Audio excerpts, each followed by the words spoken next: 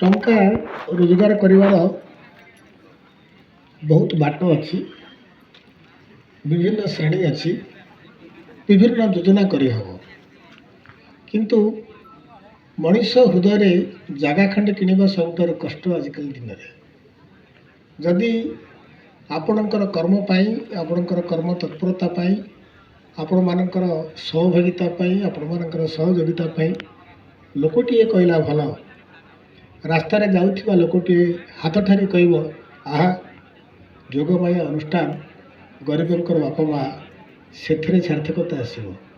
ସାର୍ଥକତା ଆସିବନି କିଏ ବଡ଼ ମଣିଷ ହେଲେ, ସାର୍ଥକତା ଆସିବ ଏ ଅନୁଷ୍ଠାନରୁ ପଢ଼ିକିରି ଉତ୍ତୀର୍ଣ୍ଣ ହେଇଥିବା ପିଲା ଯଦି ଭଲ ମଣିଷ ହେଲେ।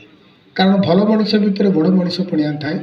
ତେଣୁ ଭଲ ମଣିଷ ପଣିଆ ଆମେ ଏଇଠି ଏଇ ମନ୍ଦିରରୁ ତିଆରି କରିବା ବୋଲି ମୁଁ ଆହ୍ୱାନ ଦେବି ସମସ୍ତ ଶିକ୍ଷକ ଶିକ୍ଷା ଏବଂ ଏ ଅନୁଷ୍ଠାନର ସମ୍ପାଦକଙ୍କୁ, ଅଧ୍ୟକ୍ଷା ମହୋଦୟଙ୍କୁ। ଆଜି ଯେଉଁ ପ୍ରତିଯୋଗିତା ଆରମ୍ଭ ହେଇଛି, ମୁଁ ଗୋଟିଏ କଥା କହିବି, ଖେଳରେ ହାର ଜିତ ଅଛି। ଆମେ ଯେତେବେଳେ ମୁଁ ଛୋଟ ଥିଲି, ଛୁଆ ଥିଲି, ଗୋଟିଏ କଥା ମୋ ଆଈ ମା କହୁଥିଲା, ପ୍ରଥମ ବାଜି ଭୀମ ହାରେ।